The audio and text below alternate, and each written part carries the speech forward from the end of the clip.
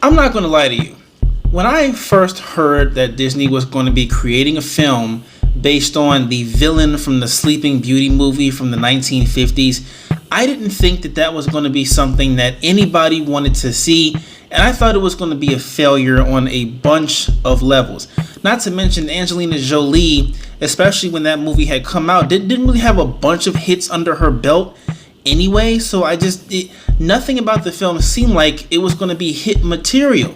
But I ended up going to see the movie, forced to see the movie, and I walked away rather surprised. I actually really enjoyed it because they took a story that we all knew and that we all loved and that we were all familiar with, and they turned it on its head, and they did so in a very entertaining and satisfying way. When I walked away from that film, I was very satisfied. I was excited. I was like, wow, maybe these live action Disney movies or these retellings or reimaginings of these stories could actually be something good. And it actually made me excited for what Disney had coming in the future.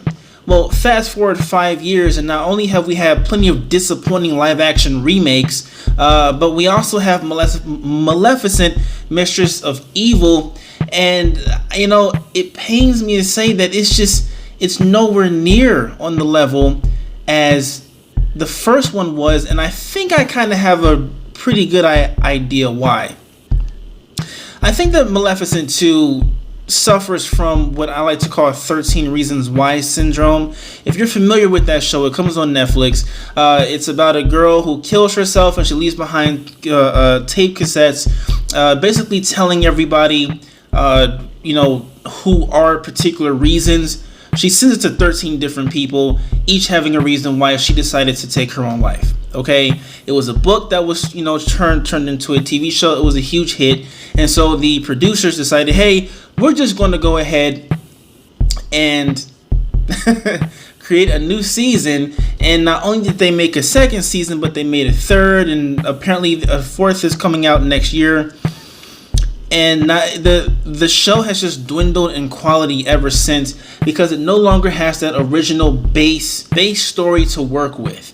It's just someone's imagination, and I'm pretty sure that there are a lot of talented writers out there, but sometimes when you don't have the actual source material to work with, and you're just working off of your own mind and just throwing all these crazy ideas into it, not only does it not fit the characters, it doesn't fit the world, and it just comes off as being exactly what it is, a cash grab. And it seems like for Maleficent 2, money was definitely the factor in making this film again. I just don't think that this movie justifies its existence at all. I mean, there are some things in the movie that definitely work. A very, very great performance from Michelle Pfeiffer as an evil queen. You have Angelina Jolie, who's in this film, and with what she's given, we'll get into more of that later, she does a pretty good job here too. And Ellie Fanning, who is showing that she's a very talented actress, does well with what she's given here as well. And notice how I keep saying with what they're given, because it doesn't seem like the script really had much to give any of these actresses to work with here, and what they did work with was just weak. It just didn't work.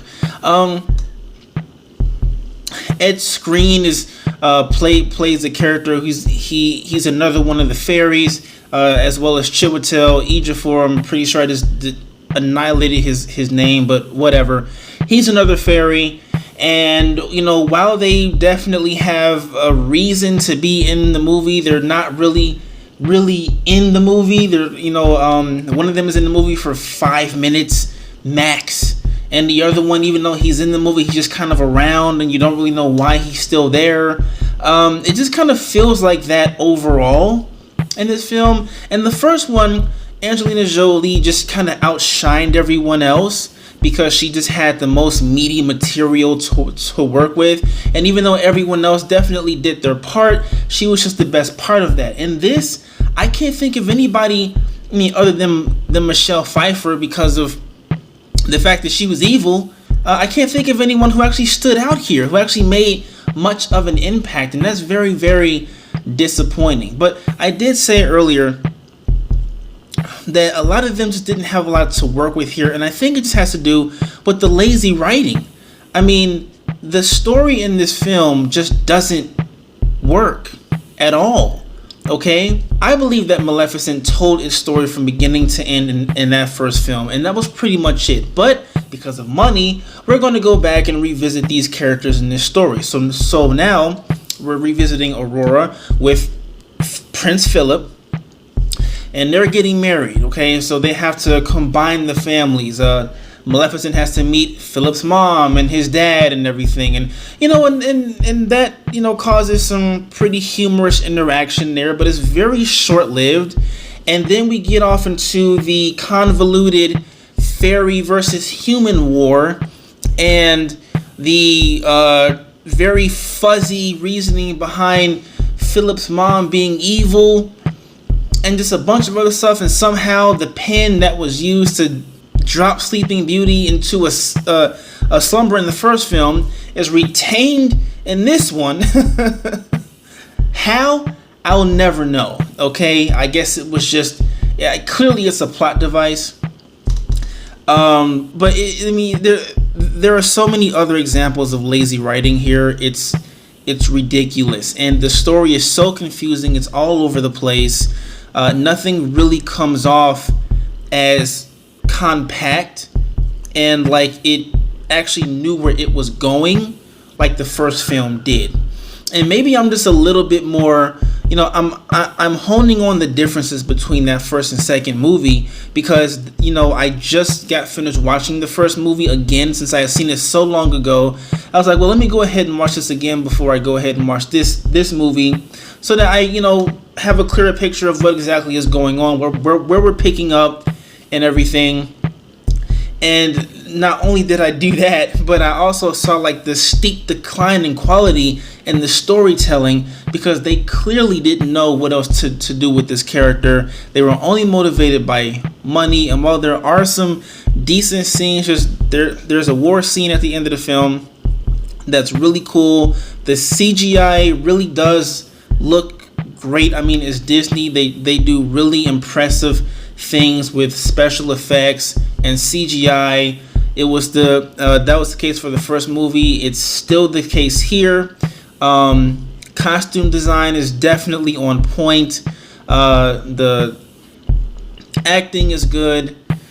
The music is top notch. I saw this film in IMAX, so not only did the colors pop and the music just sounded great, everything just looked a lot better on that bigger screen. So again, wasn't the worst film on the planet, but in comparison to that first movie and some of the other stuff out there, I just can't recommend this. I feel like Maleficent just fell prey to what's happening a lot in the industry right now, which is people are just milking everything for all it's worth until they can't do anything else with it.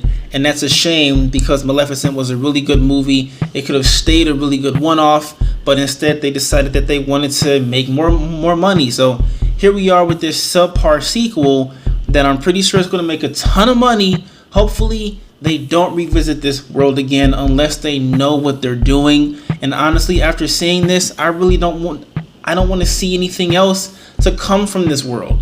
I feel like the story's been told. There's nothing left. There's nothing left to tell.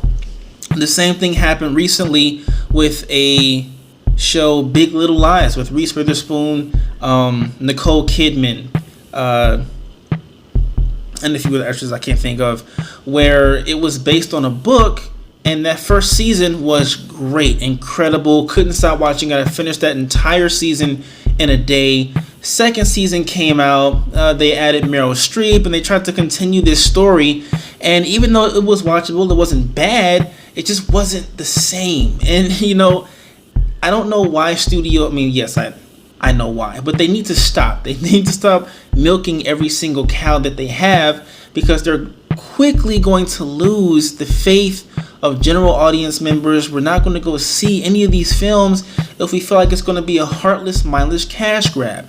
And while this movie does try to retain some of the heart and some of the feeling, it tries to tackle certain issues like forgiveness and letting go and moving on, it's just all of that just gets muddied in this convoluted story that just makes a mess of everything, and this world building that just doesn't work. I'm very disappointed. If you plan on going to see Maleficent, just know that you're not going to be getting the same quality that you got with that first one. I hate to say it, but I'm going to say that this movie is a definite pass in the movie theaters. Maybe it's good for home video. What do you guys think of my thoughts? Have you seen the movie? Do you agree with what I think, or do you think I'm being a little bit too harsh? Let me know in the comment section below. Did you enjoy Maleficent 1? Did you enjoy Angelina Jolie's performance? And how do you feel about the industry just kind of taking movies or material that has source material out there and trying to extend it past what I believe to be its lifeline? Let me know in the comment section below, and if you have not done so already, go ahead and click that subscribe button so that you can get more content like this, which contains movie news, reviews, and reactions from your boy Derek right here at Anamanji. Don't forget to click that like button, and do not forget to click that bell notification so that you will know when I post again. That's all I have for now. Thank you so much for watching, and until next time, stay dope.